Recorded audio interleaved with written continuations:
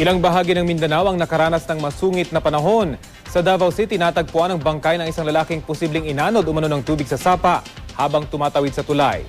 Sa Zamboanga City naman, 7 bahay ang nawasak dahil sa pagragasan ng baha mula sa ilog. Balitang hatid ni Rida Reyes.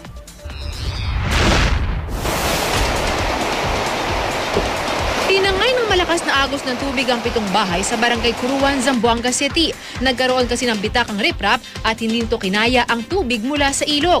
Agad na nagsilikas ang ilang pamilya. Nalubog ang ilang bahay sa halos hanggang bewang na baha pero unti-unti na rin itong humupa. Ang ilang palayan at palaisdaan napinsala rin.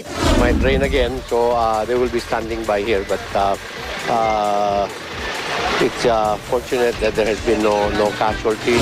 Pinasok naman ng bahang ilang bahay at tindahan sa Tibungco, Davao City matapos umapaw ang tubig mula sa mga kanal at bumaha dahil sa lakas ng ulan. Nagkabuhol-buhol din ang daloy ng trapiko, tumirik sa daan ang ilang sasakyan. Matapos ang malakas na ulan, isang bangkay ng lalaki ang natagpuan. Posible raw inanod ng tubig sa sapa ang 63 taong gulang na si Edwin Saguan habang tumatawid sa isang footbridge. Rida Reyes, GMA News.